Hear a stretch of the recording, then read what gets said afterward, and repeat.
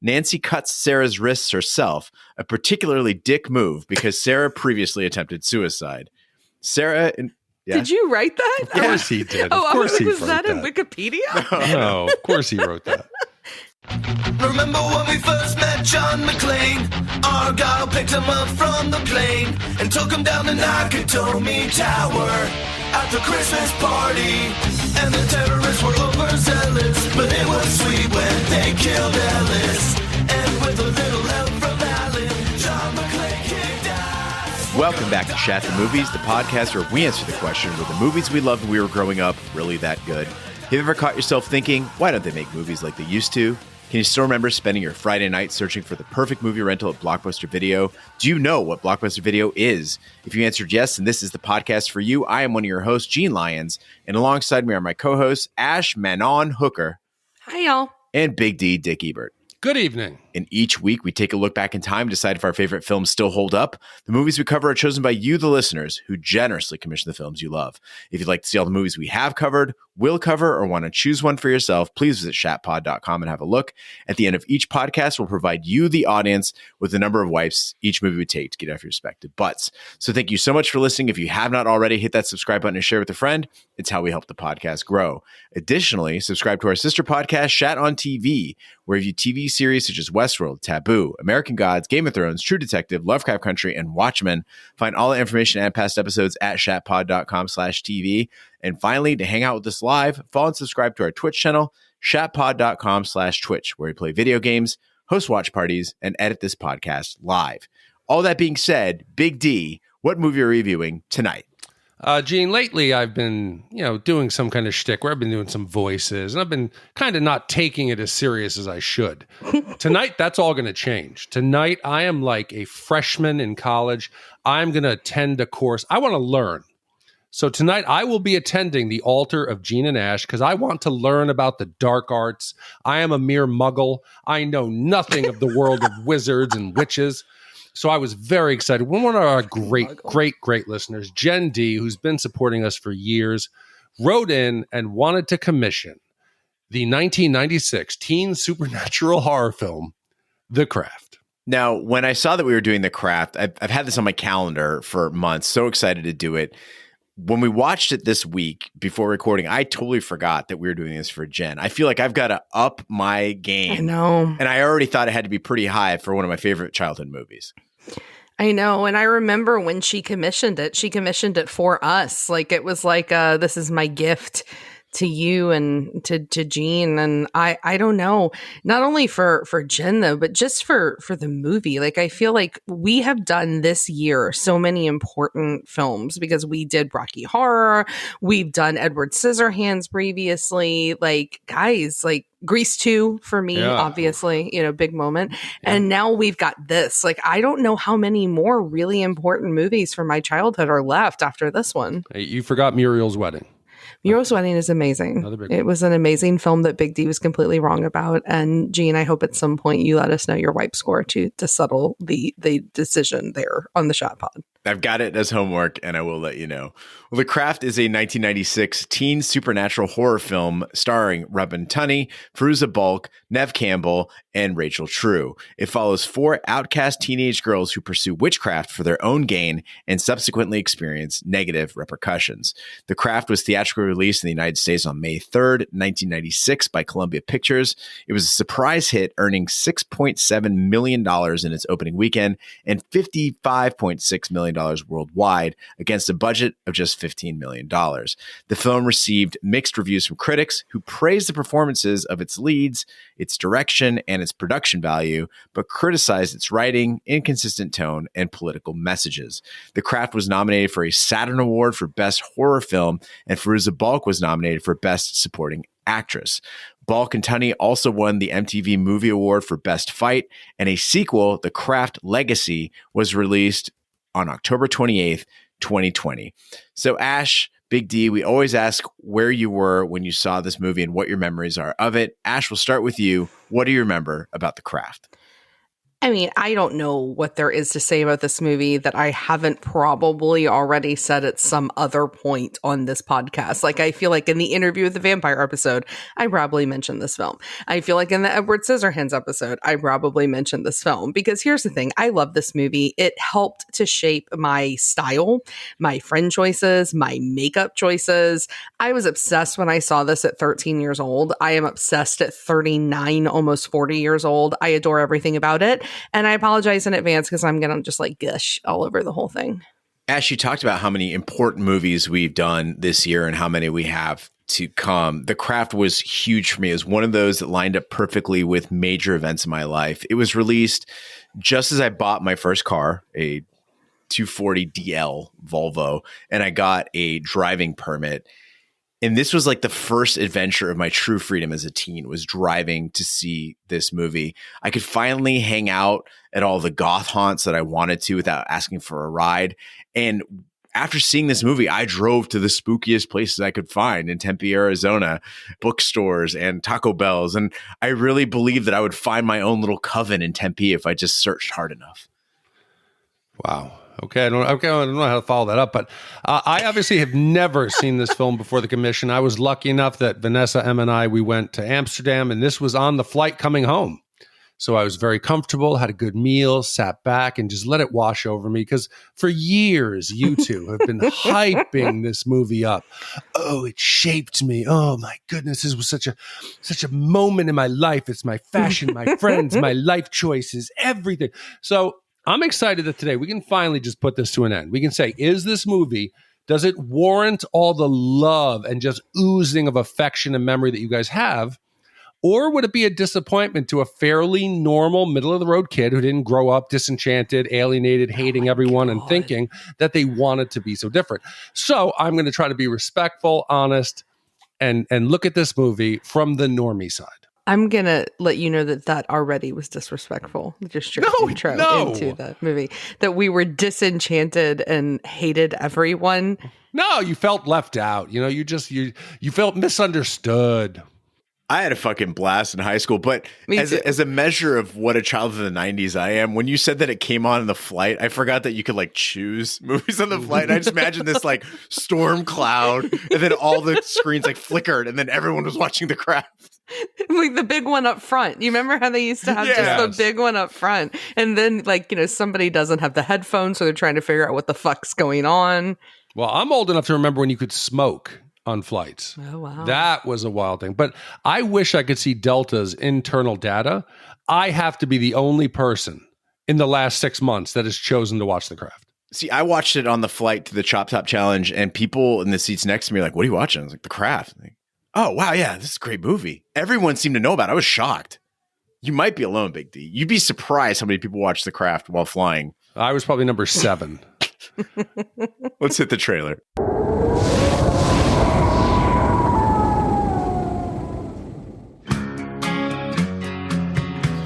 To the other kids at St. Bernard Academy, they were the girls who didn't belong. Whatever you do, stay away from them. Why? They're witches. But after years of being on the outside, Why'd you lie about me? I don't want to go out with you again. Please, stop begging. It's pathetic. 4 girls are about to discover the dark side. You ever heard of invoking the spirit? Black magic. We can make things happen. I mean, this is it. This is real.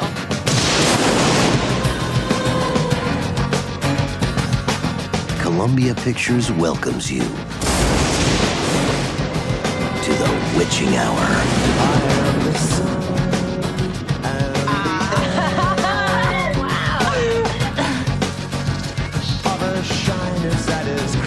Check it out. Her spell is working. Sit.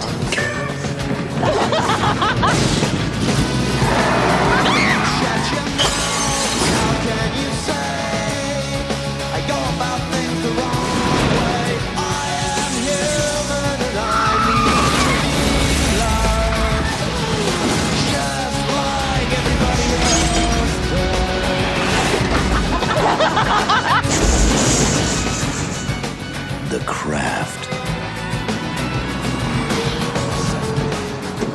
watch out for those weirdos. We are the weirdos, mister.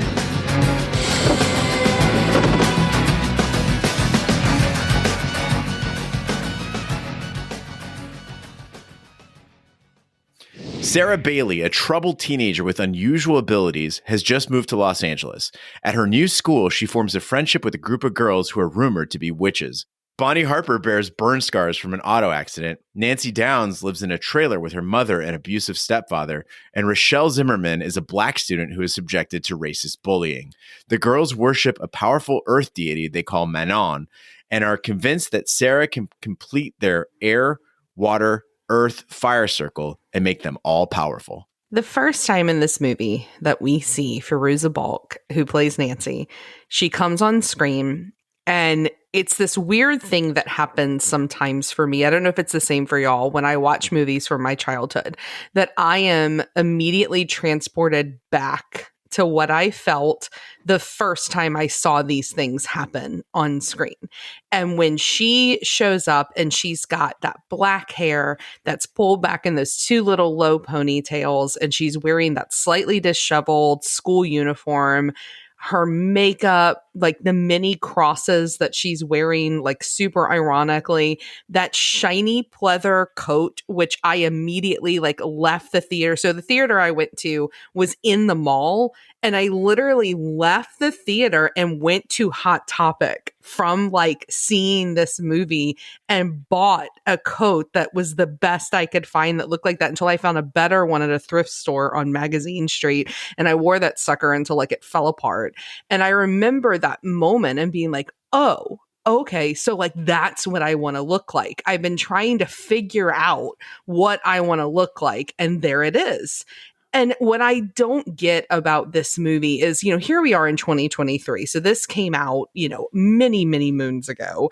And in 2023, she still looks fucking cool. And it's not just her, like all of them are so badass when they're on that bus, the way that they've got that kind of witchy boho vibe before it was cool. I was never that much myself at this age, and they felt so much like themselves and felt so amazing. I was just drooling from the start of rewatching this movie. You see, but therein lies the problem. They were hot. They look fantastic. They look great. They do not look like social outcasts. In movies where people are ostracized, they're the awkward kid, with the exception of Nancy. The other three, they're hot. I don't care. They can be weird. Weird and hot, you're going to be popular in school, okay? They look too good is a problem. I was weird and hot in high school. Like, I looked really good. I got to see pictures. I want to debate Neve Campbell hot, because Neve Campbell is wild. I was things nowhere hot. Near Neve Campbell hot, because Neve Campbell is like, but that's my hot. point. Neve Campbell would be popular in any school. I was Robin Tooney hot for sure. And like, I looked great, but I was still a fucking outcast because I dressed differently than everybody else. Neve Campbell looked like a couch in this movie. No. She looked like a couch in this movie. She looked amazing in this movie. No. She's fantastic.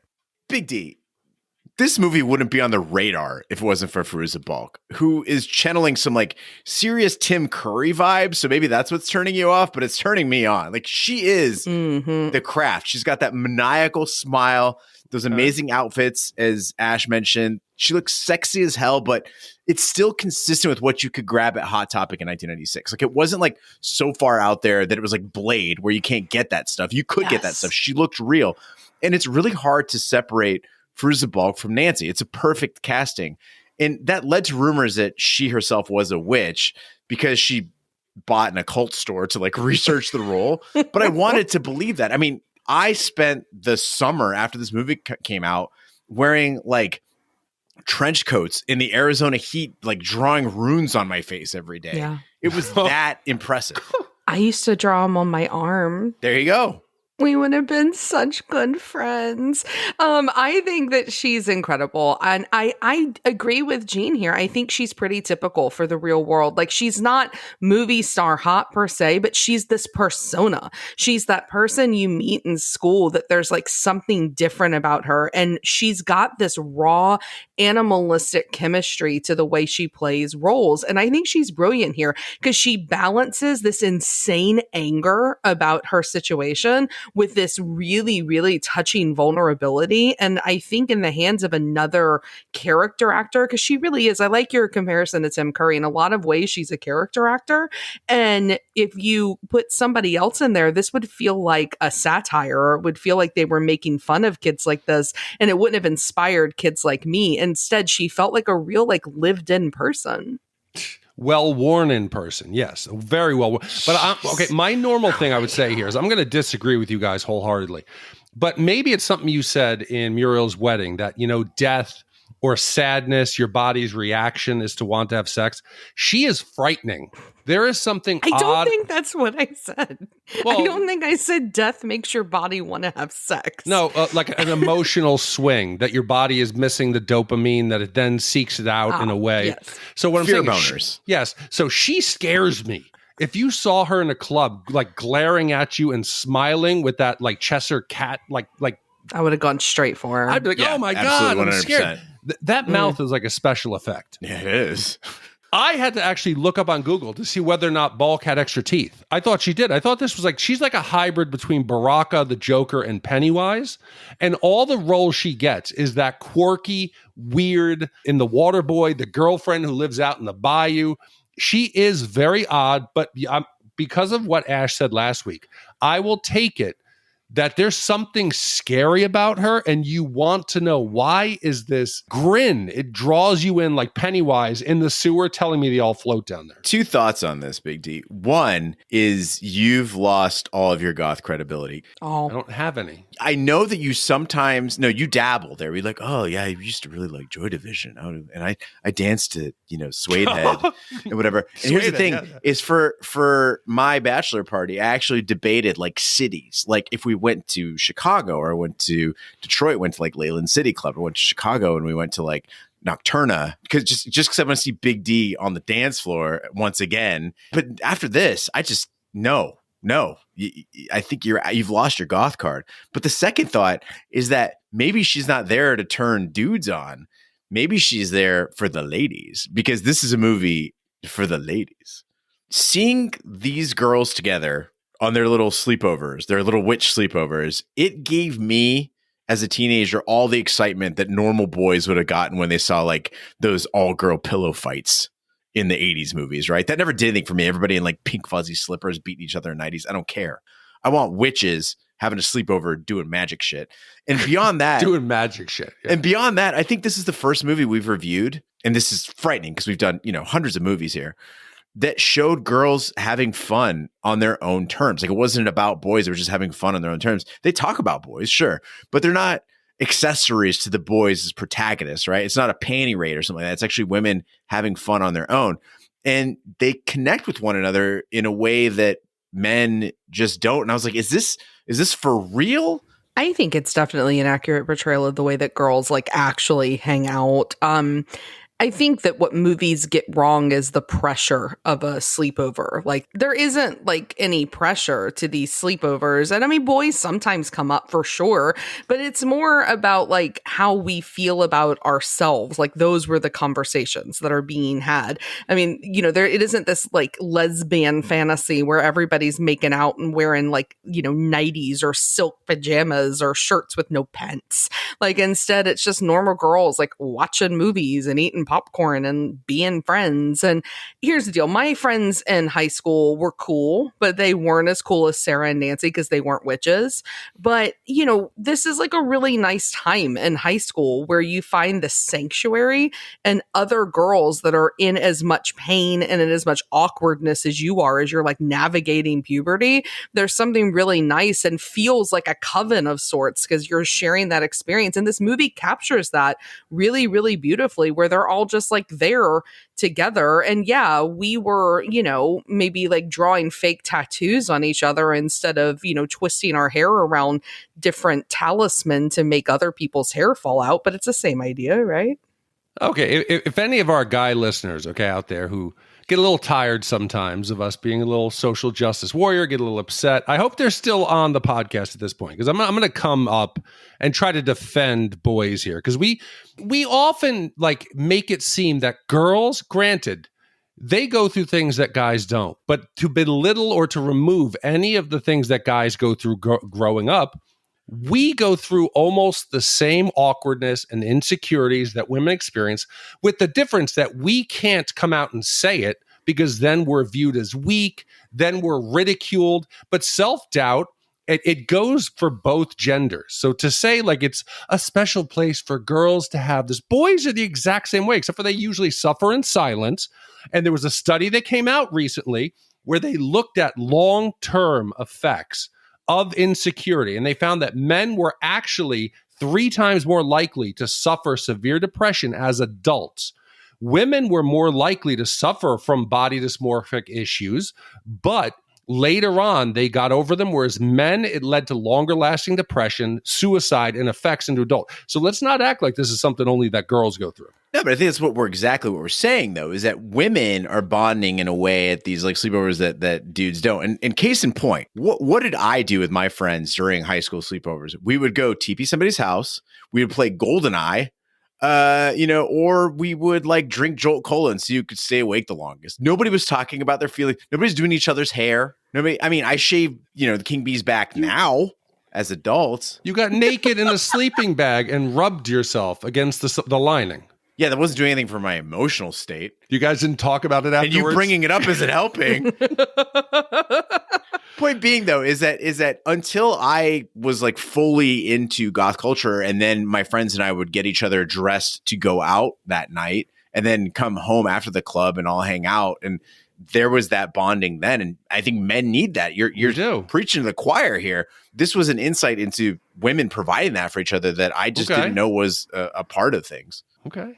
Right, because in most movies, we're having pillow fights and making out and talking about what boys we're going to have sex with or learning how to give blowjobs. Yeah, or waiting for a boy to come to the window so you could go out on a walk with him. Or waiting for a boy to call, or prank calling a boy. Or titties.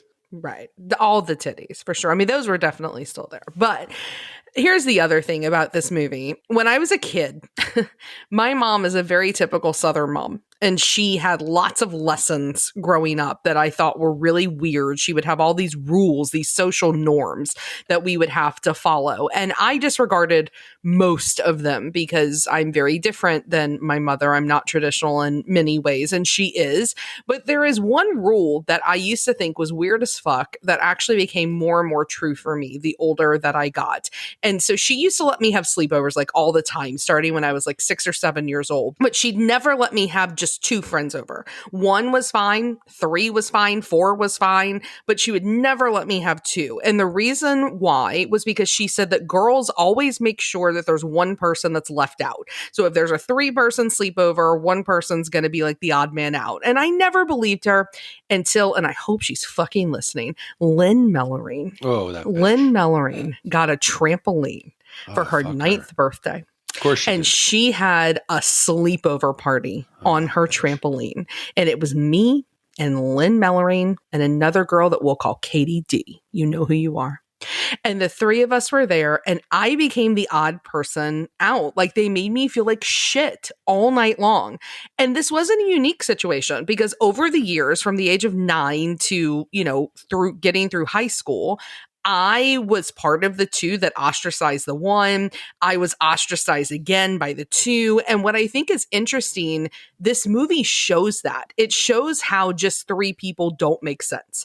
So you've got, Bonnie, Nancy, and Rochelle here. And Bonnie and Rochelle clearly are better friends than they are with Nancy. Nancy's the odd person out. And so then you get Sarah who comes in, and she's supposed to make this balance. She's supposed to be that other person for Nancy to bond with. But the problem is they're both so alpha. Nancy doesn't find a partner. And there's like this toxic dissolution of these female dynamics that happens all the fucking time.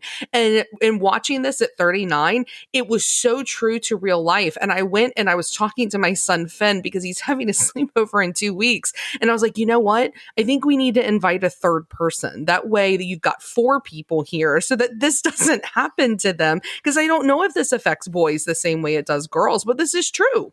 I mean, I don't think it's just math. It's not like an odd number is bound to result in this. I think you're onto something. I've noticed it in female groups that there's always one that is at the bottom. I don't want to say the ugly friend, but it always seems to happen that it's not a case that they wanted to make you feel bad, Ash, that let Lynn's party, right? They wanted to make themselves feel better by putting you down. Gene, when you were with your guy friends, did you ever like subconsciously rank them and figure out where you were like am I the alpha in my group? That doesn't seem like a guy thing. I mean, I always thought if I was the most beautiful one. For sure. But I don't know. There was like a strict hierarchy in the group. There definitely were haves and have-nots, I think, and that still persists, right? The haves are the guys in the group who let the other guys hang out. And then the have-nots are the guys in the group who are just excited to be there. And I spent most of my life as the latter. Like I was the have-not with motorcycles, right? I'm not the best rider. I'm not a good mechanic, but they let me hang. So that's cool. With fighters, like I'm not a particularly good fighter, but they still let me hang out. Or with King B, like he was, had such a more exciting, outgoing life. And I was just kind of like the sidekick. And I was okay with that. As far as like a hierarchy goes, there wasn't like a leader of the pack, right? There wasn't like some fucking Gary Glitter snapping his fingers and everybody would follow.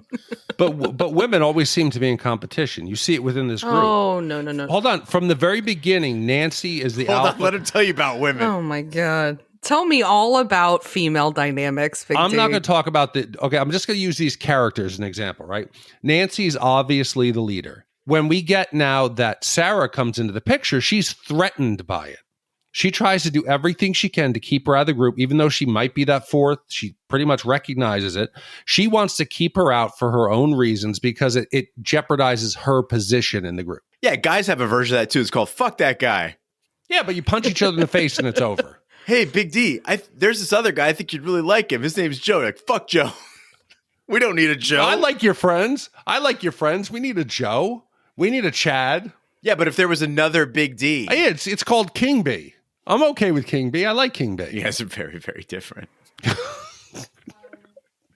Well, after a date with Chris, Sarah is upset that he spread a false rumor that they had sex, so she casts a love spell on him. Rochelle casts a revenge spell on racist bully Laura Lizzie, and Bonnie casts a spell for beauty. Nancy casts a spell for power. The spells are all successful. Chris becomes infatuated with Sarah.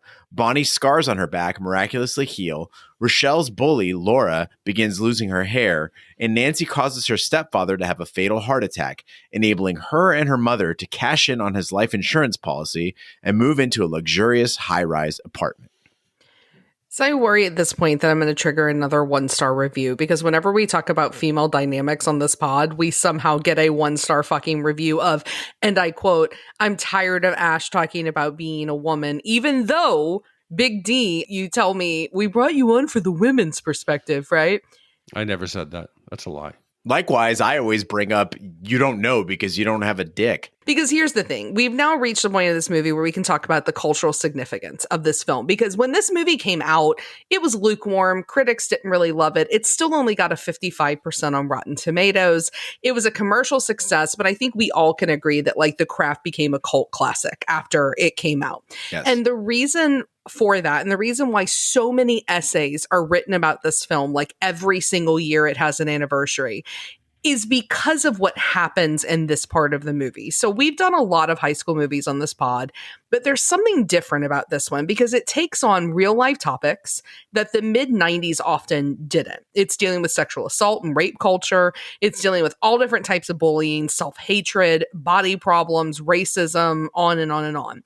And what I love about it is it doesn't take it on like too dark, but it also doesn't end up like a Seventh Heaven episode where we learn to like trust God and adults as the saviors in our lives. Instead, it deals with what this is usually like, which is you're left to like deal with it on your fucking own, right? Like you're left to deal with your problems on your own. And most of the time you don't involve the adults in your life in these problems and they don't actually know what's actually happening to you. And I think it also shows how women especially feel like really powerless with a lot of this in high school, and why Manon would be an incredibly appealing figure, because this magic that he's giving them, it's a power to silence like the noise of the world around them. It's a power to deal with all of these issues that they're encountering. So who wouldn't want to be a fucking witch, right? And I still feel the same way at 39 as I did at 13. Like, give it to me. Give me his power. I will call to the Watchtower of the North. I will be a part of your little coven if it means that like I have the power to control like my destiny and shut down all the bullshit around me.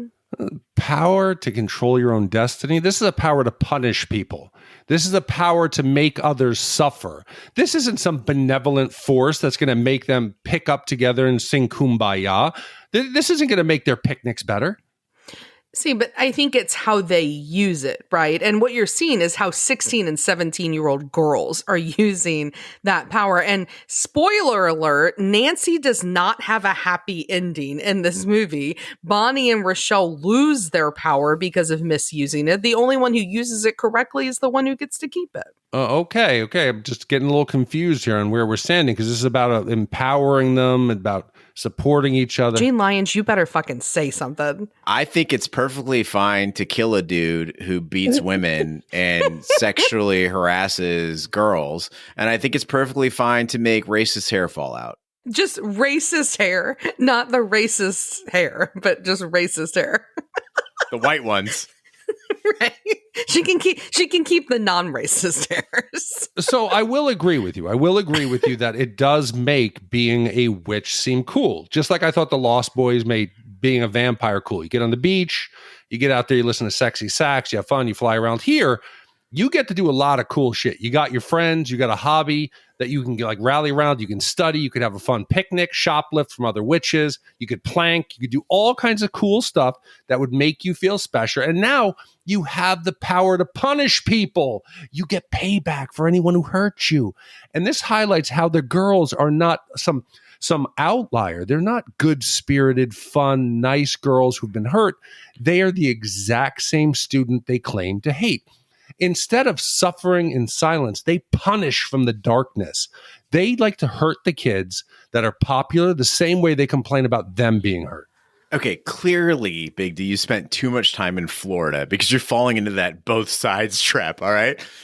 What did they ever do to the cool kids that were picking on them in the first place? I'm not sure about Nancy and Bonnie, but Rochelle is literally subjected to outright racism. You want her to just fucking Martin Luther King it up?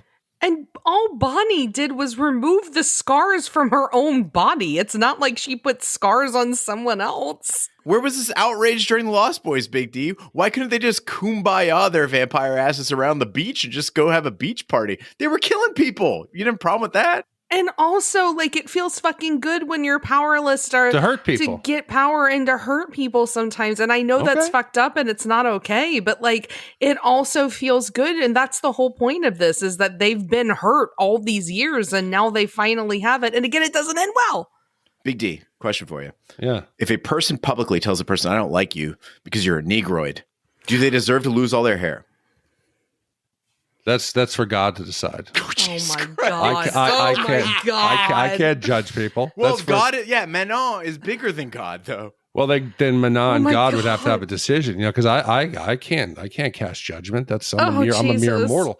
All I got to say is, listen, you can't take the moral high ground when you're killing people, when you're trying to glam rape people. That shit doesn't work. Glam rape? I'm sorry, who glam raped someone? Nancy does. There's an attempted glam rape, and that's rape by deception. Nancy is a bad guy. I think we can all agree that Nancy is so hurt and broken, she uses the powers in a really dark way. To try to rape somebody. Yeah, I still don't have problems with her kills, though. Okay, no. But I was excited. I thought we were going to get to see the coven, these girls. They were going to become full-blown witches. They were going to learn to harness their power. We were going to get some leveling up. They were going to maybe move some shit. Like when we started seeing the pencil balance, I was like, all right, what's next? We're going to start seeing them go. But instead, they go to the typical, let's glam up, girls. Let's work on our appearance. Oh, yay. I'm going to change the color of my hair. Make my butt smaller. Ooh, make my boobs bigger. Bless. Come on. come on, you're learning the dark arts and now you're wasting the time. Go out there. dark. Oh, let's change the traffic lights. Let's play dress up. There's no reason that Manon is pissed that they wasted the gift. Mr. Ebert, you got to make up your mind. These are the kumbaya spells you wanted. Bigger boob spells, looking pretty spells. And then when they start getting dark, you got a problem. It sounds like some girls dared to have fun, and Mr. Man over here is really upset that nobody cares what he would do with his witch powers. Like, newsflash, dude, we have witch powers. They're called smartphones. When's the last time you used a filter in a photo? Oh, I have. I don't use the filters on the photos. Those are actually your face? Oh, shut your hole. Beautiful man. Shut your hole. I'm going to judge you right now. I'm going to cast judgment on you. I just wish they can't be like the good-hearted, funny, goofy, and then they go dark. I don't know. I mean, I think that's what critics had a problem with this movie, right? Is it couldn't pick a tone, and I think there is some flaw to the movie there, but as Ash said, it kind of gives us this cool middle ground where it's not too serious, it's not too dark, it's kind of fun to watch. Okay. As we talked about, alluded to, Nancy flat out fucking kills her stepdad. Ha ha ha! We got money, you know, and it just goes into this comedy bit. They got $100,000. I remember this being like $1 million in this life insurance policy. It's $100,000, and they're freaking out. And I recently had this conversation with the King Bee, where he was like, "What if I get like $70,000 out of my dad's death?" I was like, "Yeah, that'd be great, dude. That could be like life-changing money." He's like, "Is it really though?" I looked it up. The average price of a home in 1996 was $140,000. So it's not like they're gonna go out and just buy a house. And I get that Nancy and her mom are kind of trashy.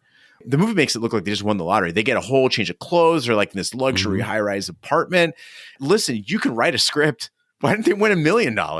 Yeah, I think I just translated it like they were able to get like better credit because of the money. Like they had more money for a down payment. So they were able to be like house poor, but appear rich. Because like when they go in, like the house isn't exactly like full of furniture. There's just like some shit in there. Get that sweet jukebox. Yeah, with just Connie Francis records. But I actually knew somebody, an acquaintance, didn't know them well, who won a $130,000 lottery ticket. And they did the same thing. Like they went and bought this big ass house and financed it and all this. And they went bankrupt a few years later. So I think that's definitely where Nancy's mom is going. Oh, I think it's perfect for their character. G and I went back and looked a little bit. Southern California in 96. Average price of a home or a condo rose 0.6% to $161,000. So they theoretically seem like the people who would believe this money is going to last forever, go out, rent an apartment that they could only pay the rent for like 6 months, then blow their money on, we got ourselves a fancy painting. Oh, we got ourselves a billiards table. And then they're out of money. I think that's exactly what her family would do with it. Nancy becomes power hungry and encourages the others to join her in a rite called the Invocation of the Spirit, despite being warned against the spell by Lirio, the owner of a local occult shop and practicing witch. Upon completion of the spell, Nancy is struck by lightning. The following morning, the other girls see Nancy walking on water with beach sharks littering the shore.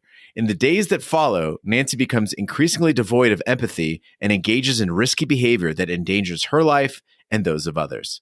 So growing up, I had mostly male friends. And in college, I had mostly male friends. And even to this day, the majority of my friends are men. And for a long time, I didn't think I needed like female friendships. I didn't think it was important. I have had issues with certain female friendships before. And I was like, okay, I just don't need that shit in my life. Right. But I was wrong. And this movie touches really well on how much women actually do need other women in their lives. And no, I'm never going to be that person that like goes on a girls trip with like 10 women. Like, I don't think I have 10 women that would want to go on a vacation with me, but I have like those one or two really, really solid female friends. And this movie kind of explores why that's so important. And there was this essay that I read a couple of weeks ago that talked about the most lasting friendships that women make in their lives happen in two time periods. The first when they're teens and going through puberty, and the second if they become mothers, when they become mothers. And I'm not at all trying to stereotype the female experience here. I understand that all women have completely different experiences and some don't ever become moms, and that's completely fine. But for me, as a stereotypical woman who has had your 2.5 children, this has been true for me. It's the time when men in my teens and when I became a mom, when men, again, not trying to stereotype, understood me the least. That the male friends I had, who were some of my like ride or die best friends, truly didn't get me like at all. And my very two best female friends were forged at both of those times. One I made when I was 13 years old, and one I made when I was pregnant with Finn. And we had our second child at the same time together, and we're like incredibly close to this day. I just think these are times like when we find sanctuary with one another and feel the most alienated from the rest of our world. And you see that here with these girls. You've got Sarah, who's going through this massive depression and awakening to power. You've got Bonnie with like both literal and emotional scars. You've got Nancy, angry and vulnerable. You've got Rochelle, who's been completely othered in her school because she's Black. And I get their connection really viscerally. And I've never practiced witchcraft ever. I wanted to, but haven't. And I can tell you that at certain times being with those two women that I just talked about, like I felt really fucking witchy. Watching my friend deliver her baby, them watching me deliver mine, like them letting me know it was going to be okay. I trusted them more than I trusted my husband.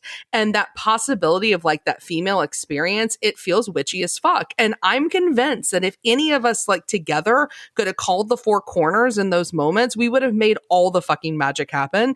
And more than maybe any other movie we've ever watched, like this movie captures those feelings. And it made me call those two people. And I was like, hey, like, let's make some shit happen. Some pencils twist and change our hair colors and our asses be smaller and our boobs bigger. I need you to explain in this movie that we watched, where is there one demonstration of friendship? These girls turn on each other almost immediately. When Bonnie gets self-confidence, when her skin is now pristine, do they say, oh, congratulations, I'm happy you're happy? No, they slut-shame her. They're not supporting each other. There's no friendship demonstrated even once in this film. They're not really calling her a slut. It's like slut, like if you came out of the pool with no pants on or something like that, and your dong was hanging out, I'd be like, big D, you whore. I thought there was some malice behind those statements. It's short-lived, right? I mean, it's a short movie. They got to get things going. And you're 100% right. They're not like Stand By Me best friends, right? They're not going to look back at their word processor and think about that time that Jimmy ran down the railroad tracks. But they're more like allies. It still highlights the importance of female friendships, though, because when their friendships fall apart, it's when they fall apart. I think my biggest worry, if I had a daughter, would be that she started listening to Machine Gun Kelly. But my second biggest worry would be that she didn't have a female friend group. Because Big D, think about it. Think about when you were a teenager or like in your 20. The women, the girls who were like down for whatever the fuck and had no self-respect and gave you the opportunity, not that you did, but gave you the opportunity to abuse them or mistreat them. Those were always the girls that had no friends. Okay, yeah. It was to a T. I would be like, so like, when am I going to meet your friends? Oh, I don't really hang out with other girls. Most of my friends are guy friends. And those people I watched, you track the paths of their lives, right? From then until today. And a lot of the time, more often than not, like things were bad before they got good. I think in general, people need to be better friends. And I think that in this movie, I wish they had demonstrated some of this group coming together, that it was them bonding as a group. But instead, it's competition, like I said, since the very beginning. And when it comes down to the end, where you get that Nancy's powers are kind of growing too strong and she's going after Sarah, what does Bonnie and Rochelle do? Do they come to the defense of their friend? No, they just ride along with it. They victimize her again. She's at the bottom of the pecking order. That's all they care about. I wish the group at least had stayed together so we could have seen them go up against the established popular kids. But instead, they get one little whiff of power and all of them start letting it go to their head. You're trying to turn this movie into every other fucking high school film. Like, what did you want them to do? Like, all bond together and, like, walk in the school and, like, put the people in their place? Like, and have, like, a dance scene where, like, they wind up being the cool kids at the dance? Like, this is not that movie. And I'm sorry, like, they are friends. Like, do you guys not remember those people you became friends with in high school that, like, maybe you're not still friends with to this day, but you were friends because you were in the same place at the same time? Like, that's what they are. This is what a lot of high school friendships look like. It isn't Stand By Me. What is the last line that's so fucking depressing in that movie? Like, I'll never make friends again like I did when I was 12. Like, that's a really honest line. These are not 12-year-olds bonding over a dead body on the railroad fucking tracks. Oh, Ash, I'll take it a step further. I think Nancy is the one that got them into witchcraft, and so that's why they prefer Nancy. Yes. Big D, she's the guy with the basketball hoop at home, or like the copy of GoldenEye, or he had like always had the freezer full of Bagel Dogs. Bagel Dogs. So you don't want to cut that shit off, right? You don't want to get cut off of the goods. So you go along to get along. Nancy's cool because she's got the magic. No. I'm all with that. I agree with that. But you guys are talking about friendship and support and backing each other. I agree. Go with Nancy. Nancy's cool. You know that Sarah is the untapped, she's the diamond in the rough. She's got the powers, but Nancy, I understand you sticking with them, but don't pretend like they're all out there for each other's best intentions. Listen, I mean, I had friends who had cool shit at their house, and if we were walking to their house and somebody started shit with them, I'd fight on their behalf. That didn't mean we were the best friends, but it's still a form of support, right? We still like looked out for each other in a way. But you weren't in a coven. I wish. The greatest teen outcast movies, as we've placed this in that genre, they always have a mentor, right? So Daniel San, he had Mr. Miyagi, right? So he went from like zero to hero because of the help of Mr. Miyagi, his intervention. Buffy had Giles. The girls from The Craft, they get Lirio. And I remembered Lirio being really cool. For those of you who haven't seen the movie in a while, Lirio is basically a poor man's Kate Bush. Yeah. Like she has a super spooky room in the back of her shop that she protects with a curtain. She lets Nancy, who is clearly bad news, steal from her shop, and she carries books with dangerous spells. If you have to warn kids about a book, maybe don't carry the book. 100%. I mean, this happens in fucking Buffy the Vampire Slayer too. Like Giles buys the magic shop and he keeps all the bad books on the top shelf. And it's like, hello, like Dark Willow can make shit float. Like she doesn't need a ladder to get up there. If you've got a bad book, hide it in a fucking vault. I wanted to see Lirio just do like one fight. Get in there. She lights a candle. She does light a candle. And she waves her hands like she's dancing at every goth club I've ever been to. Heathcliff. The spells the girls cast eventually lead to negative consequences as Bonnie becomes aggressively narcissistic, Rochelle finds Laura traumatized by her baldness and sobbing hysterically, and the obsessed Chris attempts to rape Sarah after she rejects his continual advances. Nancy uses a glamour spell to make herself look like Sarah and attempts to fool Chris into having sex with her at a party. She is interrupted by the real Sarah, who tells Nancy to leave with her, but it becomes obvious that Nancy's desire to control Chris is mixed with unrequited feelings. Upset at being fooled, Chris says Nancy must be jealous, angering her, and she uses her power to fatally throw him out of a window. After Chris dies, who I would argue is the worst person in the movie, he dies, and Sarah thinks back on him, this guy that tried to rape her, and says, he was a good guy underneath it all. That is verbatim from the movie. Mm-hmm. And even before the spell, like you can't blame it all on the love spell. He told everyone he fucked her and that she was a bad lay. I stand by my assertion. Nancy did the world a favor by killing Chris, but somehow the movie's trying to make us feel bad for him. Yeah, I think it's one of the worst parts of the film, although I think it's pretty typical for her to feel this way. I know a lot of women who have these shit guys, myself included, like where like I've defended the shit out of them for a very long time when they're like fucking awful. I mean, she's, 17 years old. I feel like it's pretty normal. She watched him get his head like, blown up. Also, before we move on from this topic, I want to point out that Chris was played by Skeet Ulrich. So hot. I've never seen him look less hot. Oh, he's so hot still. In this movie? Yes, it's just prime Skeet. I mean, he's not Billy Loomis hot because like psychotic Skeet Ulrich covered in like corn syrup is like real hot. But I don't know. He still looks pretty good. I just want you to explain this to me, Gene. How is Chris the worst person? I'm gonna because I know I'm getting. I just want so mad. But just hold on. Just listen to me here, okay? So you're saying that Chris is worse than the girls. Now, Rachel physically and psychologically disfigures Laura. Nancy kills Ray, tries to rape Chris, then kills him too.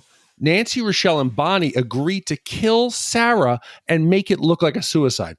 But Chris is the worst, and he's the only one who deserves to die. The girls do far worse things. Because Chris was preying on people. He was predatory without them doing anything to him first. Who's worse, the murderer or the man who would keep him locked up for 20 years? Yeah. How dare you keep a man locked in a cage for 20 years? That's inhumane. All he did was kill someone. It's the same thing. Nancy killed a bunch of sharks. They were innocent. That was Manon. I think you're also like misunderstanding too that like Bonnie and Rochelle, I don't think actually believe Sarah's going to be killed at the end of this movie. I think they think it's a glamour, the same way the plane crash video is a glamour. I don't think that they had any intention of killing. And if you also remember, there's some guilt here too. Like Rochelle feels bad for racist Ben Stiller's wife, feels badly for her that that she's losing her hair and looks insane. I think you've got Bonnie, who again, all she did was remove the scars from her own body. And dare to feel sexy. Right, and dare to feel really, and she looks fucking hot. She looks fantastic when she looks like a couch with no upholstery. But when she comes in with her little little croppy toppy, I think she looks cute. But the point is, Bonnie has done nothing, and so is it mean spirited what they do to Sarah? Yes, but I don't think Bonnie and Rochelle actually thought she was going to die. Nancy's the only homicidal one in this movie. Yeah, like this entire lesson learned thing, or like the lesson they're all supposed to learn. It really turned me off to The Craft in a way that I hadn't been before. I guess I just missed that part as a kid. When I was 16, I saw The Craft as a movie that stuck up for us outcasts. At 42, this whole thing looks very different. Like basically the message I'm getting from the movie now is, hey, it sucks that you experienced racism or were horribly burned or come from a broken home or lost your mother in childbirth, but fuck you if you decide to do something about it. Just suck it up and accept your place in the world. Yeah, I was confused, I have to be honest, in the last 15 minutes-ish of watching this movie. But I still see it as like a massive female empowerment movie that shows the consequences of using your power for bad instead of good. And what I'm trying to explain away, and maybe I'm thinking way too much into it, is this idea of, to Big D's point, like, if you become like the abusers, are you any better than those abusers? And I think that there's something interesting in that, although, again, I don't know if they got that deep with it. Sarah attempts a binding spell to prevent Nancy from doing more harm, but it does not work, and the coven turns on Sarah. They invade her dreams and make her believe that her family has died in a plane crash. Nancy cuts Sarah's wrists herself, a particularly dick move because Sarah previously attempted suicide. Sarah invokes the spirit to heal herself and fight back. She scares off Bonnie and Rochelle, then defeats Nancy and binds her. Bonnie and Rochelle, finding their powers gone, visit Sarah to attempt reconciliation, but Sarah then makes a tree branch nearly fall on them. Nancy is committed to a psychiatric hospital, strapped to her bed as she desperately insists she can fly. I still really love it when Sarah comes into her power. I think she's incredible and so much better than these other girls. And I love when she makes the blood flow backwards and she finally like calms herself and centers herself and she starts calling to the watchtowers herself and realizes that the powers existed within her the whole time. I also really like when Rochelle and Bonnie see those versions of themselves because it's like a hilarious funhouse mirror because it's so ridiculous the way they look. Because Bonnie just looks like Swiss cheese and then, you've got Rochelle where like it was that weird bald cap. And I do think that Sarah is scary in a way that Nancy can't be. And that's what's so scary to Nancy about her. And it works for me. And I'm sorry, I know it's cheesy as all hell, but Fairuza Balk flying backward with that cackling grin with all the paper around her, I still think it's really fun. It gave me an appreciation for Harry Potter movies because Harry Potter movies throughout the series were building up toward like the big battle, right? The Battle of Hogwarts. And I was really nervous because I'm like, oh God, wizard fight, like large scale combat. It could go horribly wrong. And I got this amazing feeling of relief that washed over me when the Battle of Hogwarts happened and it looked fucking badass. Wizard fights are hard to put on screen, like notoriously hard to put on screen. It's gone awry so many times. And this one wasn't bad, but I felt like it was just like, spooked you. I'm in a cabinet. No, I'm not here anymore after you smushed me. Yeah, exactly. I was hoping that it would have been some like knockdown, drag out fight, but instead it felt like an episode of Fear Factor. I was waiting for Joe Rogan to come out and be like, okay, now you got to go lay down in a bathtub full of bugs. There's going to be roaches, maggots, rats, snakes, everything slithering. That I was expecting him to be there for play-by-play, but we didn't get that. So in the end here, you get Bonnie and Rochelle come over. They think that they're trying to feel her out, whether she still has her powers. She, of course, goes full blown, changing the sky, lightning, scaring the shit out of these poor girls to know not to fucking come near her again. But going forward, Sarah has to be like the new badass. She's got to be the one that you fear what she's going to do, because there's no kindness. There's no like happiness or peace. She's going to like unleash wrath on the world. A woman with power of some kind has to somehow be a villain at the end of the movie. She can't just like have the power living inside of her. But she turned the sky black. She had lightning strike next to her friends. She's proving a point to them that she still has her power. She couldn't have done that by something less ominous and threatening? Well, earlier you're like, all they did was float a pencil and change their hair color. I mean, what the fuck do you want? Let's compare things here. You got Sarah who's changing the sky and dropping branches. Nancy literally killed 2 people. No, neither one's right. They're both bad. Oh my God, you totally misunderstood this. I feel so sorry for Emma. Why? Emma is going to have to fly to Houston. Gene will fly in from Arizona, and we will introduce her to this film correctly. No, I saw pictures of that child sleeping on the beach. She's already a witch. I hope so. Spooky little ghost child. No, I'm okay if she's Sarah. I'm okay. Let her harness the power, but I won't ever pretend like... Whatever. My issue isn't with the movie; it's with you two. Okay, so I realize that's the problem. If I was just talking to a friend about this movie, I would give it glowing reviews. But the fact of how we just saw this totally different. This reminds me so much of Edward Scissorhands, where you're like, it's a good movie, but where does he get off thinking he's all badass, looking all cool and shit, like nobody accepts him, so he's just got to be weird? Why'd he have to cut a guy even though they were trying to fucking kill him? Ice sculptures, was that really necessary? Shut up. Get to the wife scores. I'm going to talk about it. Let me guess, your wife score is going to be 0 and also 5. No, it's going to be... Because both sides, Big D. Oh, both sides. No. Now it's time in the podcast where we give our Shat score. The Shat score is our way of telling you how many wipes this movie take to get off your respective butts. 0 wipes is a perfect movie. It is giving up on your dream of becoming a vampire, but realizing no one can prove you're not a witch. And 5 wipes is an absolute disaster of a movie, is putting How Soon Is Now on a soundtrack, but using the Love Spit Love version. Yeah. Big D, we'll start with you. How many wipes do you give The Craft? So Gene and Ash, I can totally see the draw of this movie. I can see why you both loved it. I really, really do. But for you to think this is a story of friendship and all this empowerment, instead of what it is, it's showing that those that are victimized end up victimizing others. These girls use their powers to victimize and hurt other people. Watching it that way, I'm like, fuck yeah, these are the vampires on the beach killing people. They're just using their powers to fucking full force to hurt people. But that's not what you guys think this movie is. You somehow think that they're victims in all this and the people that they hurt deserved it. No, this movie is truly, if you view it as a female witch version of the guy vampires, it's a good movie. This is a one-wipe, fun film to watch about people hurting other people.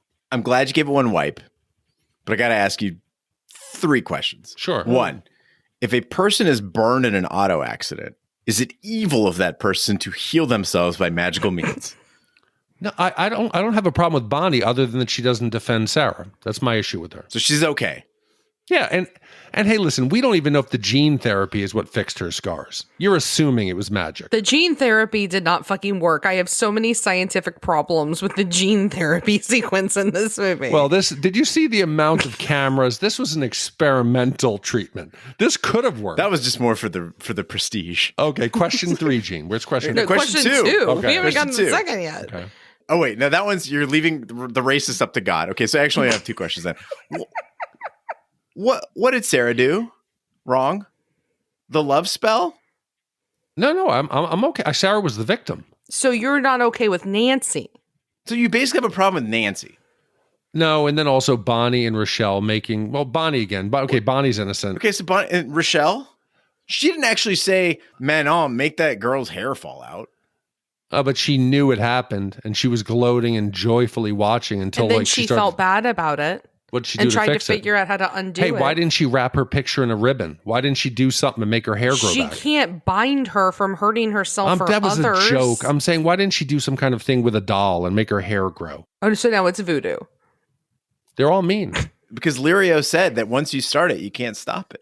They're learning the consequences of magic. So basically, you got a problem with Nancy, who ends up at the end of the movie in a psychiatric hospital. I think they're all fucked up, flawed characters. I think it's great. But I think you seem to think that these girls have some positive motivation behind what they've done, or they're a symbol of something that doesn't exist.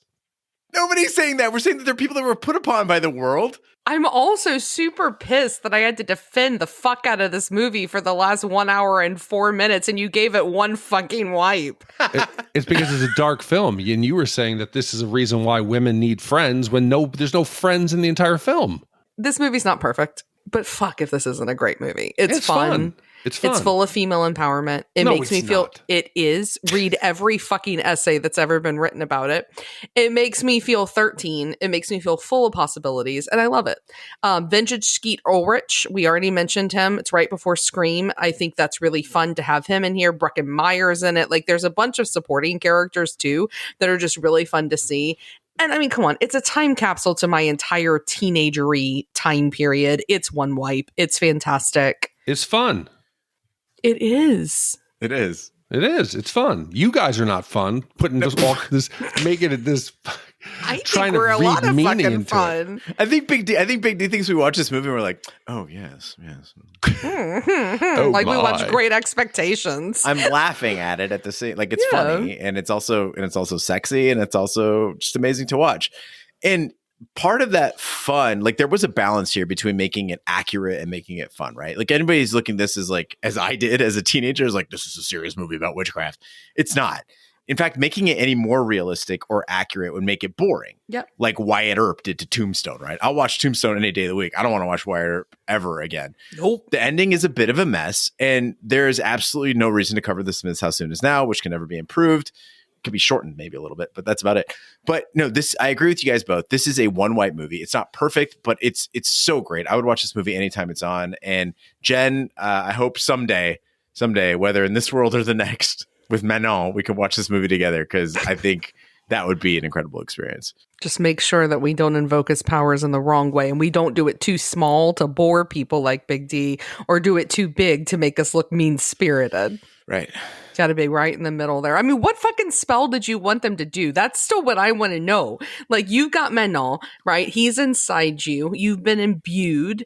What do? I glam my hair. No, I like the movie. Don't try to get me back into this. No, I just He just want to doesn't know, like though. us. I just want to know, though, what is the spell you do? If what's my situation again? You've been imbued. Manon is inside of you. Yes. You have been imbued with his power. You see the dead sharks on the beach. What is the spell you do? I think I'm gonna do some shit where I float just to fucking make people realize I'm in town. I don't know what I'm gonna do. See, I never exactly. You're dreamed gonna do about- mean-spirited shit. You're gonna float to scare people. I don't know what I'm gonna do. I never dreamed about being a sorcerer or a witch or a wizard. I'm just not gonna change traffic lights. But yeah, I'd probably fuck with people. You're right. I'd glam the shit out of myself, but not to make my hair different. I'd glam myself into a bank or turn into Elon Musk and come do some wild shit. That's what I would do. I bet you like physically transformed to a bank, and I was so confused. No. Come inside me to get some money. No, I would do it. It's a fun movie. I like it. I just didn't like I didn't like the way that you guys tried. So what's our wipe score? If the movie's 1, what's our wipe score? Yeah, what do you give us? I give it 0. 3.5. I don't know. Wow. Wow. But again, I can't. The movie on its own, if you didn't try, it's a fun movie. It's just like Lost Boys.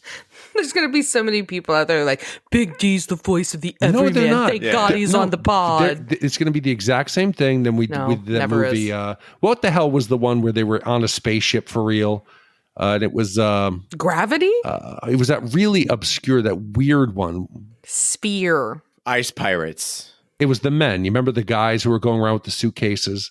Oh, Dark City. Dark City. Yes, Dark City. The spaceship. Dark City was the other time I had drank previously. In the last year, I've drank twice. after that one, somebody wrote in and said, who is this guy who doesn't get anything? And is that his shtick? And he was right. I went back and listened to it. I was confused and lost. There's a chance that's happening again tonight, but I can't tell. You just hate us. Maybe. I don't know.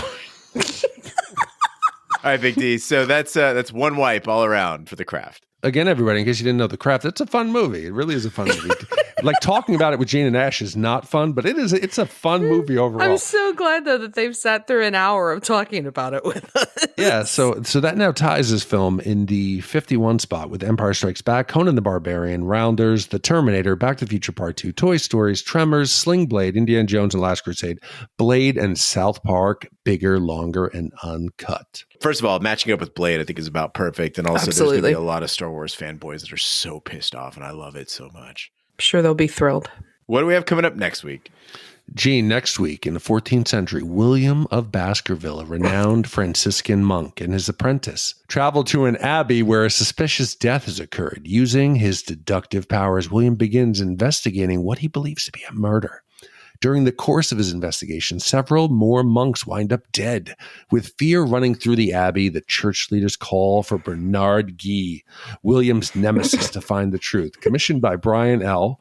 And you guys are laughing, so I must have mispronounced some words. This came out in 1986, and I've never seen it, but it did win a BAFTA for Best Actor and Lead Role. So we got that going for it. So thank you, Brian L. Hopefully it'll be fun. I've never seen so many dead monks.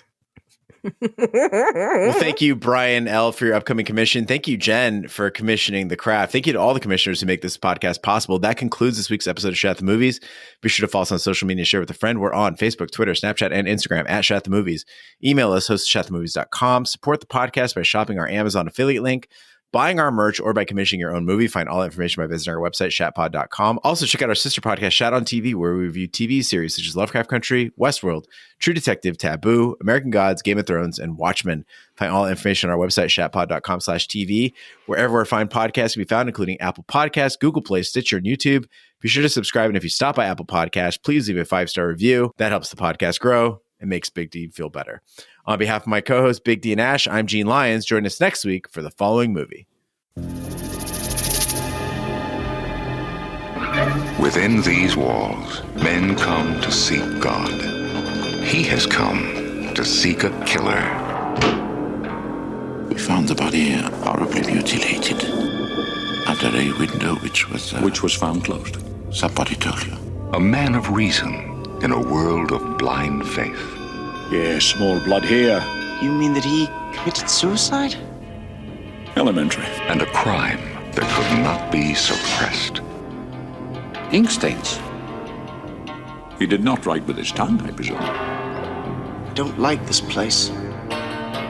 I find it most stimulating. Should we tell him? No. I am most curious to see the library for myself. May I do so? No. But what if he should learn it of his own accord? Written with lemon juice. Hey! Who's there? You overestimate his talents. This one, I grant you, did not commit suicide. When he is challenged by a man of cruelty and power, the hunter becomes the hunted. Brethren, if you please! The matter has occurred of the utmost gravity. Had someone else not chosen to look in the wrong direction, several men of God might still be with us. Other monks will meet their deaths here, and they also will have blackened fingers and blackened tongues. His fang is black, just as Brother William foretold. Yes, I was right. He knew, just as I, too, would have known had I been the murderer. You go that way. Lock them up! One final murder has been planned. Master? How do we get out? With some difficulty. And it's his. Sean Connery. F. Murray Abraham. The Name of the Rose. A story of unholy murder. Does Fairuza Balk? Fairuza Balk? No. That's a band. I actually looked up to see whether or not what is it? Fairuza? What is it? Fairuza Balk. Okay. It's technically it's Fairuza, but okay. For the whiteys, I really it's wish her name were Fairuza. Okay. Bonnie Harper bears Bonnie Harper bears burn scars. Connie somebody. Connie Chung, I was going to say. That's definitely Connie Francis? Connie Francis. Connie Francis.